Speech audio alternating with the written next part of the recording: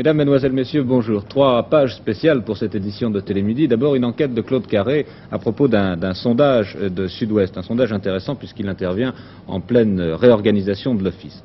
Une page également consacrée à la mode, puisqu'à partir d'aujourd'hui, les grands couturiers nous livrent leurs secrets pour la mode d'hiver. Annick Beauchamp recevra sur le plateau de Télémidi Paco Rabanne. Et enfin, à propos du Tour de France, un reportage sur Bellouis. Bellouis, un coureur que vous ne connaissez sans doute pas. C'est le dernier du Tour de France 72, la lanterne rouge, comme on dit. En attendant, je vous donne rapidement l'essentiel de l'actualité. Au Caire, ce matin, on attendait le discours du président Sadat.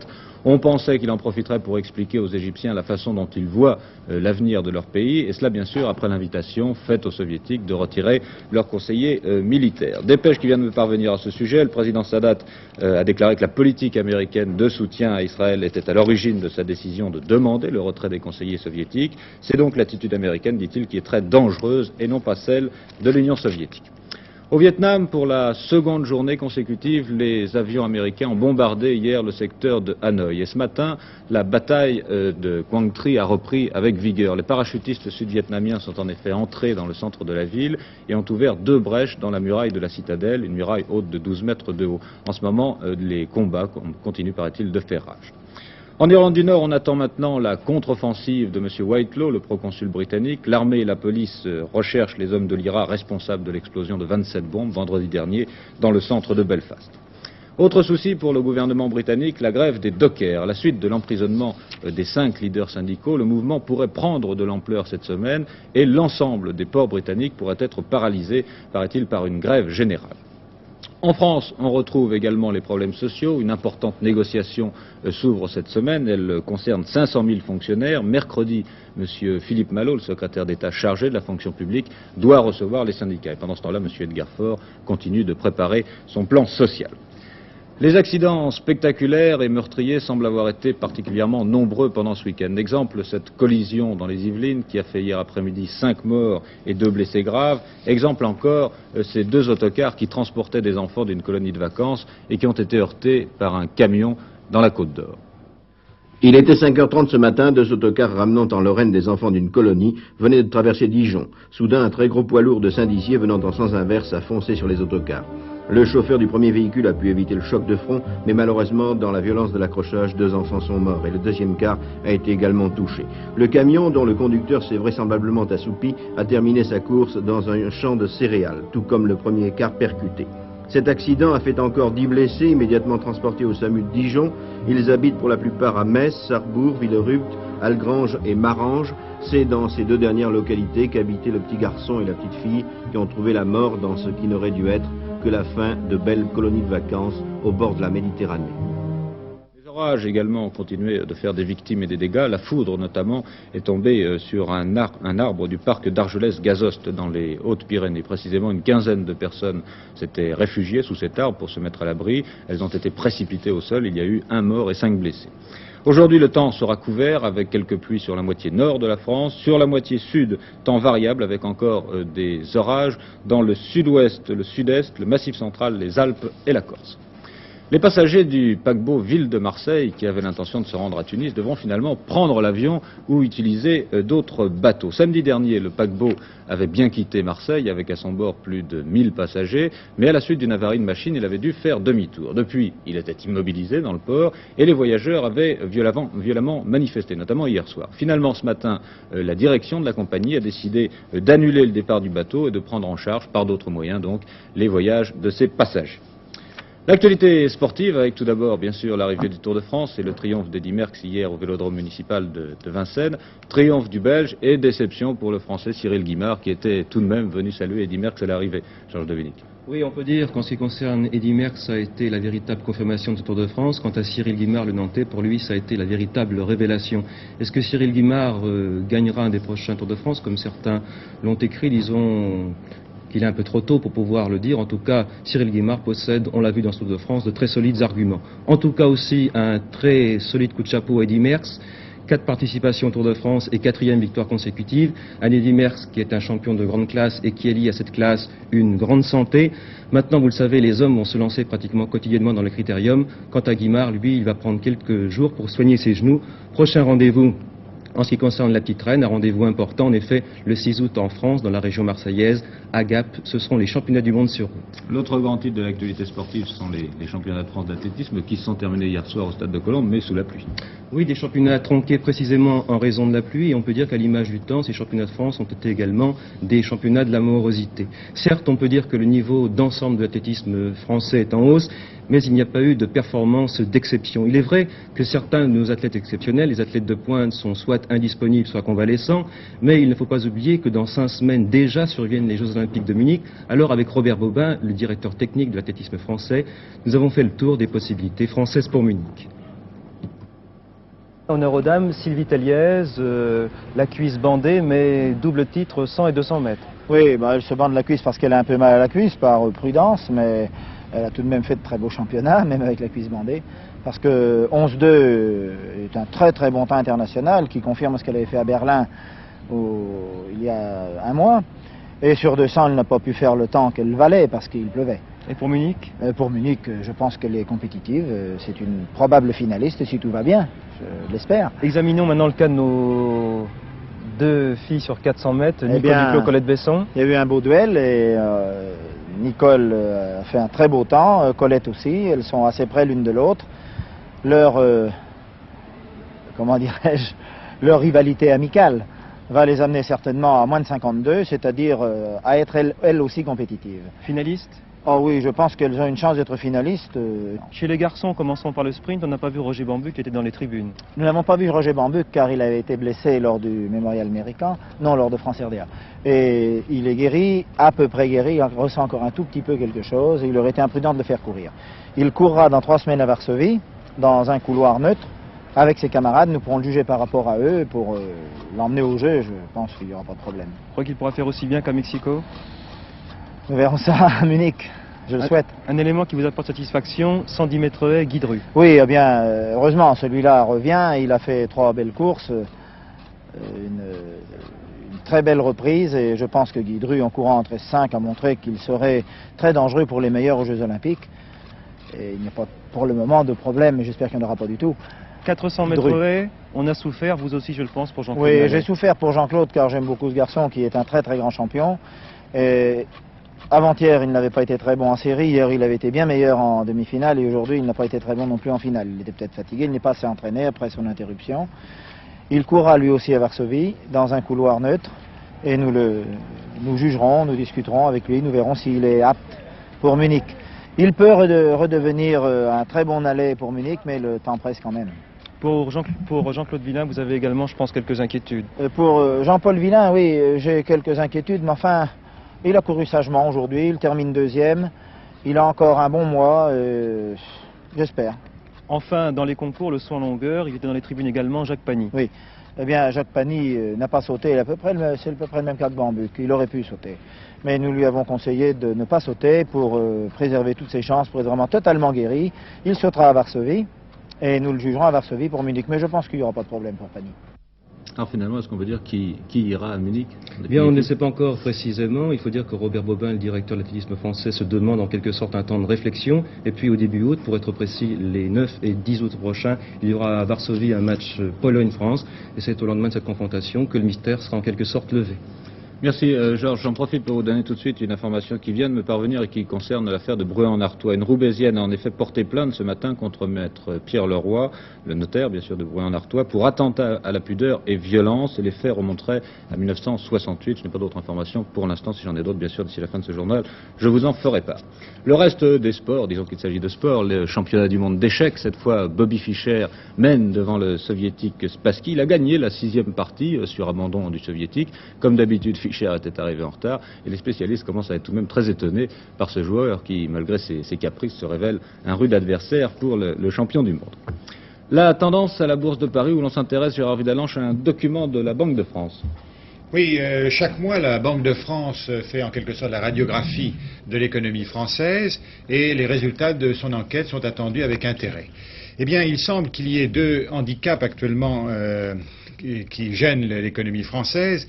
C'est d'une part l'insuffisance des équipements. Les industriels hésitent à investir, à créer de nouvelles usines, et ceci crée en quelque sorte vraiment un handicap pour le développement industriel, puisque si d'un côté la croissance se développe, les moyens nouveaux ne sont pas suffisants. Et alors ceci est étonnant, car tout de même un accord très important vient d'intervenir à Bruxelles. Un bloc économique de 300 millions d'habitants vient de se créer. Une zone de libre-échange, en effet, va s'établir entre les 16 pays européens. Donc, c'est peut-être pas le moment de réduire notre effort d'investissement. Et puis alors, il y a un deuxième goulet d'étranglement, c'est la pénurie de main-d'œuvre professionnelle, de main-d'œuvre qualifiée. Et ceci est paradoxal, car il y a tout de même du chômage. Ce chômage, bien sûr, se résorbe un petit peu, mais les entreprises se disputent la main-d'œuvre qualifiée. Et en dépit des efforts en ce qui concerne la formation professionnelle, eh bien, il y a une pénurie de main-d'œuvre dans plusieurs secteurs industriels. Voilà donc pour cette enquête de la Banque de France. Merci Gérard et à tout à l'heure. Je vous propose d'en venir maintenant à la première de nos 3 pages spéciales. Elle concerne, je vous l'ai dit, un sondage publié ce matin par notre confrère Sud-Ouest. Un sondage à propos de l'ORTF. Inutile de préciser qu'on s'y intéresse d'autant plus qu'on a beaucoup parlé de l'Office depuis quelques semaines. Précisément, c'est en principe demain que l'on doit connaître officiellement les grandes lignes de la réorganisation prévue par le nouveau PDG, M. Arthur Comte. Il faut tout de même préciser la manière dont ce sondage a été fait. Notre confrère l'a réalisé auprès de 4000 de ses lecteurs et a choisi un village des Charentes qu'il considère comme un village test. Voici d'ailleurs quelques-uns des chiffres qui en ressortent. D'abord, un peu plus de 10% des personnes interrogées trouvent l'ensemble des programmes bons. Plus de 65% les trouvent de qualité moyenne et près de 24% de qualité médiocre. Pour ce qui est des informations, 69% des téléspectateurs consultés ont déclaré qu'ils regardaient Information Première et 24% qu'ils avaient l'habitude de suivre 24 heures sur la 2. Il y a aussi une sorte de hit parade des journalistes, des animateurs et des speakerines préférés. Pour les animateurs, c'est Jacques Martin qui vient en tête, suivi de Michel Drucker, qu'on aurait peut-être pu placer quand même dans les journalistes, de Daniel Gilbert ensuite, Pierre Bellemare et Alain Decaux. Les journalistes préférés sont dans l'ordre: François de Closet, Jean Lanzy, Étienne Moujotte, Joseph Pasteur et un peu plus loin Léon Zitrone. Enfin, pour les speakerines, en tête Denise Fabre et Catherine Langer. Il faut d'ailleurs signaler que 64% des téléspectateurs, toujours bien sûr selon cette enquête, estiment indispensables les interventions des speakerines. Mais je vous propose d'en savoir plus avec ce reportage de Claude Carré, précisément dans ce village de Saint-Sauveur-d'Aunis qui a servi de test. 731 habitants, à 20 km de La Rochelle, un village comme beaucoup d'autres qui sort de son isolement et fait craquer les traditions. Depuis quelques années, Saint-Sauveur a mis ses horloges anciennes à l'heure moderne, l'heure de la télévision et du sondage. La commune a été choisie pour un grand sondage sur le thème suivant. Que pensez-vous de la télévision? Sud-Ouest s'intéresse à la télévision parce que la télévision, c'est la vie, et que tout ce qui concerne la vie nous intéresse. Nous sommes le reflet de toutes les activités du monde, donc de la télévision comme du reste. Et puis, je crois beaucoup qu'il y a un grand décalage entre ceux qui font l'opinion, qui prétendent la faire, et les lecteurs, les auditeurs, les électeurs. Alors il nous a intéressés, voulant juger la télévision après tout ce qu'on a dit, après ces histoires de scandales, il nous a intéressés de nous transporter dans un petit village et d'étudier à fond, de vivre avec les gens pendant une semaine, de leur demander qu'avez-vous vu, qu'aimez-vous, qui aimez-vous, de quoi vous souvenez-vous, pour montrer simplement par l'exemple qu'il y avait un décalage substantiel, quelquefois considérable, entre ce qu'on croyait à Paris et ce qui était la réalité quotidienne des auditeurs et des téléspectateurs. À Saint-Sauveur, 35% de salariés, 25% d'agriculteurs et de retraités, tous les foyers ou presque ont un poste. Écran magique que 75% d'entre eux regardent plus de 2 heures chaque jour. Car ici, malgré la piscine ou l'équitation, la télévision est souvent l'unique loisir. Les bêtes rentrées, le magasin fermé, on prend sur son sommeil et consomme la télévision spectacle qui doit faire sourire et frissonner. 60% des téléspectateurs préfèrent dans l'ordre les pièces de théâtre, les films, les variétés comiques, policiers ou historiques. Puis les jeux avec vedettes et les feuilletons qui parlent quotidien ou rêvent. Télévision perçue globalement où la speakerine indispensable laisse plus de souvenirs qu'une émission. On cite cependant Apollo, Armes égales ou 5 colonnes. Par choix ou habitude, ils regardent plutôt la première chaîne et le plus souvent ses journaux. L'information est, disent-ils, la voix du gouvernement. Bien que peu politisée, Leur besoin d'être informés vient dans leur choix juste après le théâtre et les films. Avec une équipe de Sud-Ouest, nous avons fait un mini-sondage. On pourrait en mettre un peu plus. Pourquoi pas en mettre plus d'une demi-heure, 10 minutes de plus? Oui, ça vous ferait rien de garder les informations plus longtemps? Parce que on n'a qu'un petit moment pour apprendre un peu ce qui se passe dans le monde. Et autant. Pourquoi peignez-vous des vedettes? Parce que j'aime les vedettes. La télévision me fait tellement voir de jolis visages, des vedettes. J'aime les peindre. Qu'est-ce que vous regardez à la télévision? Qu'est-ce qui vous intéresse? J'aime surtout des bons films, d'abord, des bonnes pièces de théâtre et des causeries. J'aime beaucoup des causeries, mais intéressantes. Que demandez-vous à la télévision? Nous tenir au courant des grands événements, tant de point de vue mondiaux que nationaux, politiques, sociaux, qui peuvent nous servir au point de vue travail, voir un peu ce qui se passe quand même en France. Pour vous, pour l'instant, vous avez l'impression que ces différents rôles sont remplis par la télévision ou pas? Disons que dans les émissions d'actualité, on arrive à trouver quand même quelques bonnes émissions, type Face à Face par exemple. Mais par contre, au point de vue variété, ça laisse à désirer. Est-ce que vous trouvez que la télévision est morose? Certaines fois, oui. Il nous arrive d'éteindre le poste devant certaines émissions. On pourrait faire l'éteindre puis de faire autre chose, aller lire ou aller bricoler. Vous sortez tout de même, vous allez voir des amis, vous avez des conversations, vous vous retrouvez? Ah oui. Oui, le dimanche, ça ne nous empêche pas d'aller au bal. Non. Alors même un soir, il y aura un beau film à la télé, ça ne nous empêchera pas d'aller faire un tour dans la campagne. Hein. De toute façon, il y a toujours la radio pour être au courant des informations, de l'actualité. C'est pas la peine d'avoir la télévision pour voir... il y a bien d'autres choses que la télévision pour s'enrichir. Hein. Est-ce que vous avez les mêmes rapports avec vos parents depuis que vous avez la télévision? Le dîner se passe maintenant en regardant la télévision. Alors qu'avant, chacun entrait, racontait sa journée. Bon, c'était banal tout ça, mais on avait l'impression de se trouver vraiment en famille. Tandis que là, tout le monde regarde la télévision, il ne faut pas faire de bruit. C'est ça, c'est le silence complet. Vous regardez la télévision tous les soirs, comme ça, au moment du repas? Oui. Oh oui, tout le temps. La télé est toujours allumée. On ne regarde pas toujours, mais elle est allumée. Ça ne nous empêche pas de discuter un petit peu. Qu'est-ce qui vous intéresse surtout à la télévision? Les chanteurs, hein, oui. nous intéressent. Ouais. Nous, alors les garçons, après, c'est bien. Il y en a un peu de tous les goûts. Ma femme et moi, on aime beaucoup les chanteurs. Ouais. Est-ce que vous avez d'autres informations que la télévision? Est-ce que vous lisez des journaux, vous écoutez la radio? J'écoute la radio, mais on lit pas tellement. Oh non. Non, on n'est pas trop fort pour la lecture. On n'aime pas lire, quoi, voilà. Ouais. Tandis que la télé, on écoute, on regarde, on aime mieux ça. Ouais. Pour vous, la télévision, c'est la seule source d'information? Oui. Il faut dire que les gens ont vraiment appris quelque chose parce que les informations, le cinéma, le théâtre, la musique, c'était des gens qui étaient...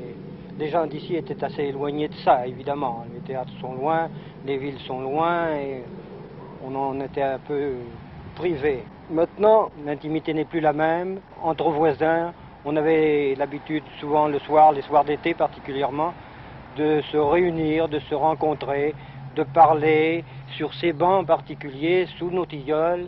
Et vraiment, il y avait un genre de vie qui est totalement disparu, et du fait de la télévision précisément.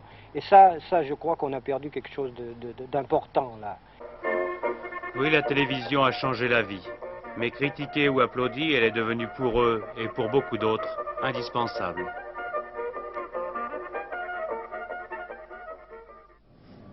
C'est une époque terrible pour les mannequins qui vient de commencer. L'époque où par 30 degrés à l'ombre, il faut essayer des manteaux de fourrure, de grosses écharpes devant les photographes.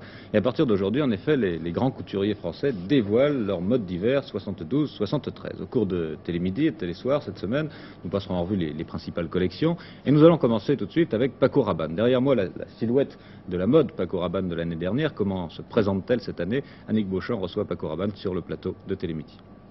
Vous avez présenté ce matin votre première collection, bonne réaction? Oui, j'ai présenté à 11h et les gens ont eu l'air d'aimer ce que j'ai présenté. On a applaudi les modèles? Certains modèles, oui. Les modèles les plus gais, les plus colorés. Au fond, j'ai fait une mode d'hiver qui avait les couleurs de l'été. Vous êtes venu, Paco Rabanne, ce matin avec un mannequin qui présente une mini robe du soir. Oui, d'abord, vous voyez un manteau qui résume la tendance de tous les manteaux que j'ai faits, qui sont des manteaux très larges avec des grandes emmanchures.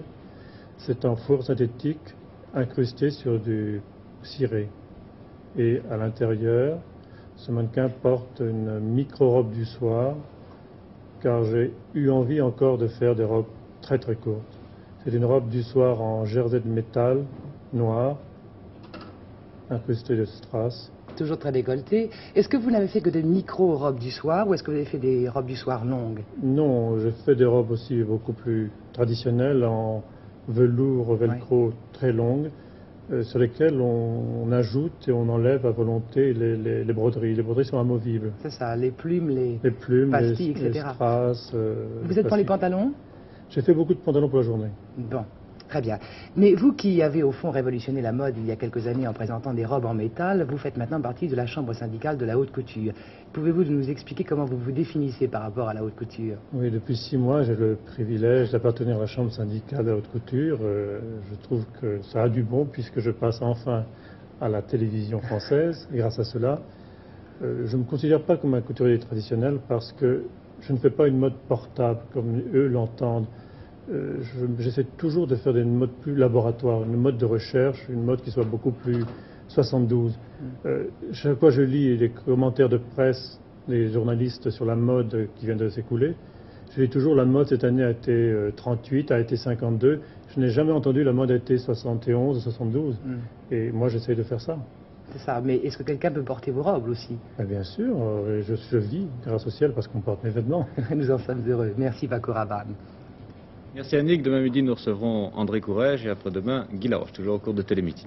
Comme prévu, je reviens au Tour de France. Vous avez peut-être remarqué hier, au cours de la dernière étape, une échappée qui a été de courte durée, mais qui était pourtant, disons, fort sympathique. Il s'agissait de Bélouis, la lanterne rouge au classement général, le dernier du classement. Mais vous allez le voir avec ce reportage de Nicolas Ribowski et les confidences de Bélouis, terminer le Tour de France, même à la dernière place, eh bien, faut le faire.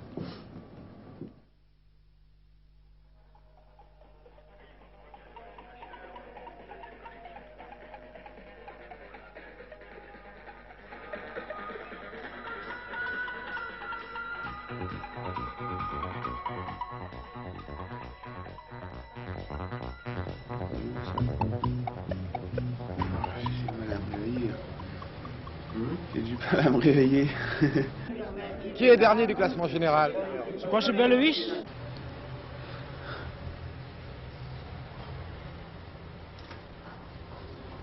Qui est dernier du classement général?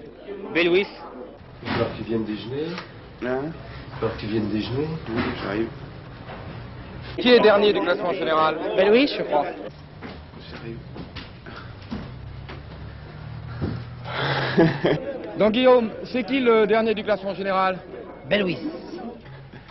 Bonjour Jean. Bonjour. Qui est dernier au classement général? Bélouis. Qui est dernier au classement général? Bélouis. On va s'affoler.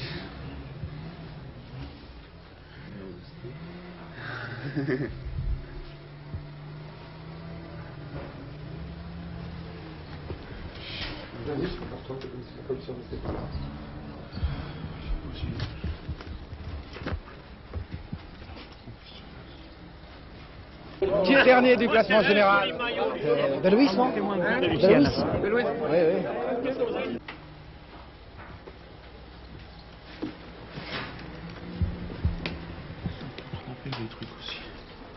Qui est dernier au classement général? Le dernier, c'est Bélouis.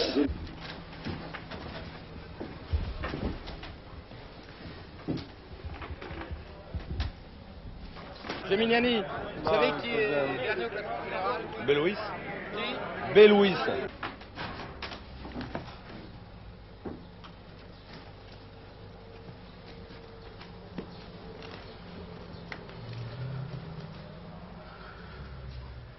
C'est Alain Bélouis, c'est le Versaillais, c'est un ancien parachutiste de la base de Mont-de-Marsan. Qui? Alain Bélouis, c'est un Versaillais, né à Gif-sur-Yvette. suis pas à 30 secondes près. Qui est dernier au classement général? Oui, oui. Comment il s'appelle? La Louis.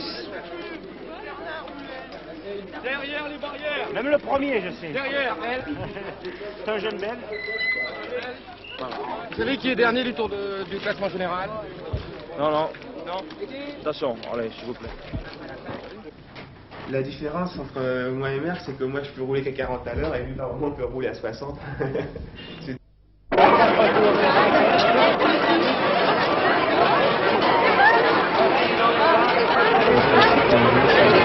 trop mal. Donc, tu as eu des victoires, Pas personnel, en professionnel, non, pas encore. En amateur, j'ai remporté quelques courses de classique amateur, oui. Quelle course tu as gagné en amateur? Critérium des vainqueurs, j'ai remporté... Prix de Boulogne, non? Non, je me souviens plus très bien. Qu'est-ce que j'ai fait encore?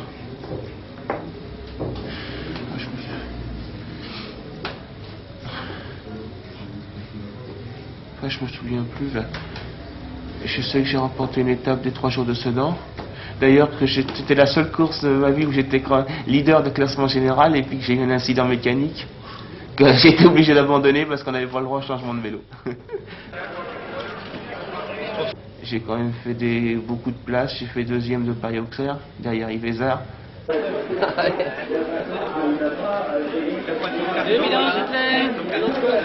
Bidon de thé, d'eau et citron. Et en plus, il y en a un qui m'a chopé, je sais pas, mon ravitaillement dans la poche. L'autre, il m'a chopé autre chose et puis ils ont voulu me foutre dans l'air. Comme ça. Parce que j'ai voulu attaquer le ravitaillement. Parce que ces messieurs, t'as vu qui c'était? Il y en a un que j'ai vu, mais l'autre, j'ai pas vu. Dans la montagne, sur le plat, quand ils sont fatigués, ben, on les ramasse, quoi, on les laisse pas en panne.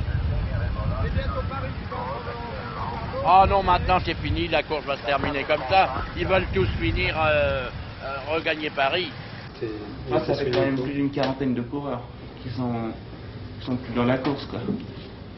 Ben oui, on l'a eu devant nous plus d'une fois. Il a été souvent lâché du peloton et il finissait une étape avec nous, devant le balai. J'étais vraiment sonné au pied de l'obélisque. Il était moche, hein. D'ailleurs, sur le moment, je croyais bien que j'allais pas repartir, hein, que je voyais tout ce sang qui coulait, là je me demandais ce que j'avais. Puis en fin de compte, c'était beaucoup plus spectaculaire que... Plus dangereux, on voit sur la face comme ça, c'est ce qui irait le plus vite. Mais je ne sais pas encore si j'ai percuté un vélo ou un... Certains disent que j'ai percuté un mur, et qu'il devait y avoir un crochet de volet qui m'a ouvert la lèvre. Oui, on m'a dit ça aussi, oui. Et moi, première idée, c'était que je me suis dit, tiens, je suis tombé sur une pédale. Vous savez qui est dernier au classement général? Non. Vous savez qui est dernier au classement général? Non. Vous savez qui est dernier au classement général? Comment? Vous savez qui est dernier au classement général? Non. Qui est dernier au classement général? Louis. Qui est dernier au classement général? Vous savez qui est dernier au classement général? Ça s'appelle nouveau. Ah non, je me rappelle plus. Hein. Qui est dernier au classement général? Qui est dernier au classement général?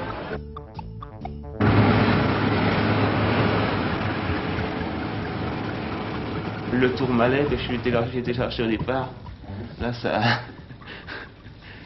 J'en ai pris un petit coup au moral, quoi, parce que je me suis dit, tiens, je suis lâché au bout de 2 km et puis il reste encore 19. Et il reste encore, je sais pas combien, 100 et quelques kilomètres de course. Alors là, il faut avoir la volonté de dire, bon, bah, il faut que je termine. Enfin, surtout que c'était mon objectif à partir du moment que j'avais pris le départ du Tour. J'ai souffert assez dans les montées d'école. Surtout que c'était la première fois que je voyais les grands cols. Alors ça m'a fait drôle quand je me faisais lâcher au bout d'1 kilomètre d'ascension, vu qu'il m'en restait 15 ou 20. Là, c'est vraiment très dur. Hein.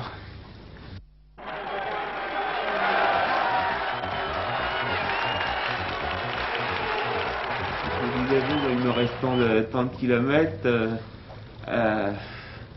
30%, ça me fait, mettons, un délai de 30, 40, 50 minutes. Alors je suis bon, s'il me reste, mettons, 80 ou 100 km, faut pas que je prenne plus du temps du délai, quoi. premier départ, Alain Bellouis, le Versaillais Alain Bellouis prend le départ pour ses 42 km contre la montre. L'arrivée du premier coureur parti, eh bien c'est le Versaillais Alain Bellouis. Pour une fois, je suis arrivé le premier. Hein. C'est un peu aussi un rêve qui se réalise, quoi, de tout jeune, quand on commence à débuter dans le vélo, on rêve de faire le Tour de France. Qui se réalise devant ou derrière. Et qui se réalise quelle que soit la place. Ce qui compte, c'est de l'avoir fait au moins une fois et puis de le finir.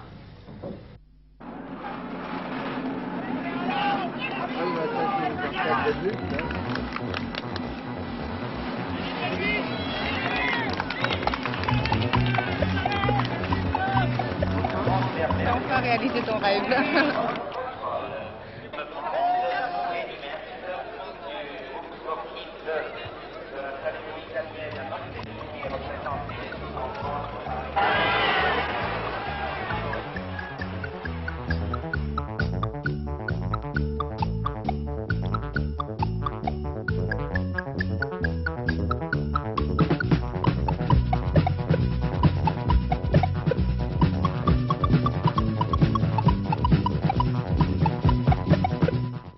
Je pense que vous savez maintenant qui a été dernier au classement général de ce Tour 72. Mais revenons à l'actualité, disons, financière, les cotations à la Bourse de Paris. Gérard Vidange. Les valeurs françaises sont plus fermes aujourd'hui, mieux orientées. Et il y a même des reprises assez sensibles et les boursiers sont toujours en avance de 8 jours et même de 10 jours. Aujourd'hui, ils avaient un pied dans le mois d'août car le juillet est terminé pour les boursiers. On pouvait acheter à crédit ce matin déjà pour le mois d'août et à cette occasion, il y a souvent des prises de position en hausse. Vous verrez que Rhône-Poulenc s'est détaché, ainsi que la Française des Pétroles. Compagnie Générale d'Électricité, c'est également un bon cours. Et voici Rhône-Poulenc à 168,50, plusieurs cours, ce qui montre que tout de même 169, que le marché s'est plus animé à partir donc de ses premières cotations pour le mois d'août. Le deuxième événement est la hausse de l'or, des cours records aujourd'hui aussi bien pour le lingot que pour le Napoléon, et on a vu la rente Pinet également à son meilleur cours de l'année. Des baisses bien sûr, mais elles sont très peu sensibles et dans l'ensemble, le sentiment est tout de même bien meilleur ce matin. Il y a un troisième événement, enfin, c'est la forte baisse des valeurs anglaises. Tout à l'heure, on signalait l'épreuve de force entre le gouvernement britannique et le syndicat des dockers. Eh bien, ce matin, la livre sterling a baissé à la suite de cette épreuve de force et toutes les valeurs anglaises sont en baisse assez sensible aujourd'hui. Vous voyez tout de même que du côté des internationales, Petrofina, intéressé aux recherches en mer du Nord, est recherché 10 francs de mieux aujourd'hui à 540. Carrefour se maintient aisément, 3200. Perrier est assez ferme aujourd'hui. Pechelbronn, pratiquement les mêmes cours. Et voici les valeurs étrangères. Mais je pense que nous allons peut-être avoir le marché de l'or, car aujourd'hui c'était tout de même important. Mine d'or en légère hausse. Le lingot qui valait vendredi 10 085, eh bien ce matin c'est un cours de 10 115 avec le Napoléon à 70 francs 60 centimes. De 3,5 52 58 vaut 181,40. C'est une forte hausse. Vous savez que la rente Pinet est indexée sur le Napoléon. À vous Jean-Michel Desjeunes. Merci Gérard. On fête aujourd'hui les Christine, les Christiane et les Christelle. En réalité, il y a plusieurs Sainte Christine d'ailleurs. La plus ancienne est une martyre âgée de 14 ans et vénérée à Bolsena en Italie depuis le IVe siècle. Il y a aussi Sainte Christine l'Admirable, une religieuse née vers 1150 et dont l'existence, paraît-il, ne fut que prodige et phénomène mystérieux. Demain, Saint-Jacques, Saint-Christophe et Sainte-Valentine. Bonne fête aussi pour les James et les Jim demain. Et bonne journée à tous.